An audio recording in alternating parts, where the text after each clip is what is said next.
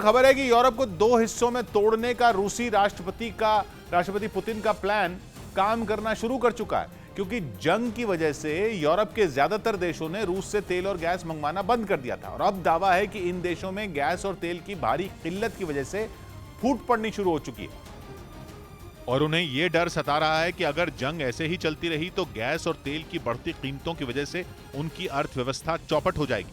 हालांकि जंग के पहले ही दिन से यूरोपियन यूनियन और नेटो के सदस्य देश यूक्रेन के साथ खड़े हैं। रूस से मुकाबले के लिए यूक्रेन को घातक और ताकतवर हथियारों की सप्लाई भी कर रहे हैं।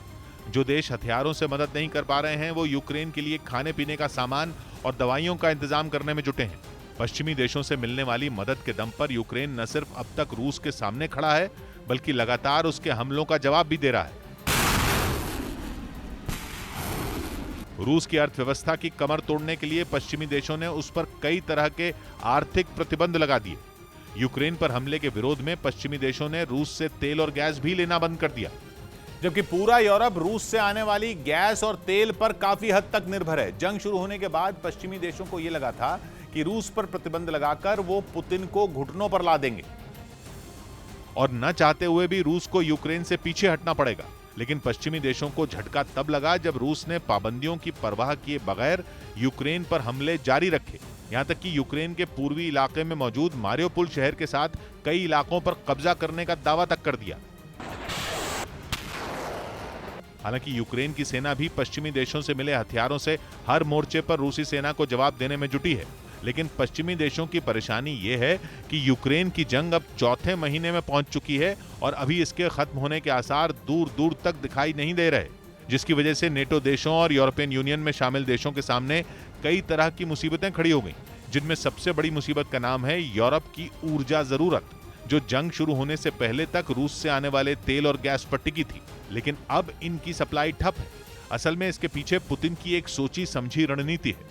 पुतिन ये चाहते हैं कि यूक्रेन की जंग इसी तरह चलती रहे, जिसकी वजह से पश्चिमी देशों के सामने न सिर्फ खाने का संकट खड़ा होगा बल्कि तेल और गैस नहीं पहुंचने से उनकी पूरी रणनीति धरी की धरी रह जाएगी। और सवाल यह है कि अगर ये जंग और लंबी खिंची तो रूस के खिलाफ पश्चिमी देश कब तक एकजुट रह पाएंगे, क्योंकि यूरोप के कई देशों का धैर्य अब जवाब देने लगा है, जिसका फायदा सीधे तौर पर पुतिन को होगा। असल में पुतिन की इस शातिर चाल का असर भी दिखना शुरू हो चुका है, और ऐसा इसलिए क्योंकि इटली भी दबी जबान में रूस से तेल और गैस आयात नहीं करने वाले प्रस्ताव का विरोध शुरू कर चुका है। मतलब ये कि इटली ने यूरोपियन यूनियन की वो शर्त मानने से इनकार कर दिया जिसमें रूस से गैस और तेल का आयात नहीं करने की बात कही गई थी। हालांकि जंग के पहले ही दिन से इटली यूक्रेन के साथ खड़ा है, लेकिन इसके बाद भी वो रूस से लगातार गैस खरीद रहा है। असल में रूस इटली को सबसे ज्यादा नेचुरल गैस की सप्लाई करता है। इटली जितनी गैस इंपोर्ट करता है उसका 40% रूस से ही आता है, लेकिन यूरोपियन यूनियन उस पर रूस से गैस और तेल नहीं खरीदने का दबाव बना रहा है। इसी वजह से इटली के सब्र का बांध टूट गया और वो यूरोपियन यूनियन के खिलाफ खड़ा हो गया। इटली से पहले हंगरी ने भी रूस के गैस और तेल आयात पर प्रतिबंध लगाने वाले यूरोपियन यूनियन के प्रस्ताव से इनकार कर दिया था। जर्मनी और फ्रांस भी चोरी छिपे रूस से तेल और गैस मंगवा रहे हैं। यहां तक कि गैस और तेल की सप्लाई के लिए रूस की शर्त मानने के लिए भी वो तैयार हो चुके हैं। मतलब ये कि जो देश रूस की अर्थव्यवस्था डुबोने की कोशिश कर रहे थे वो खुद ही आर्थिक संकट में घिर गए हैं। यानी यूरोप को दो हिस्सों में तोड़ने के लिए पुतिन का बनाया प्लान अब काम करने लगा है।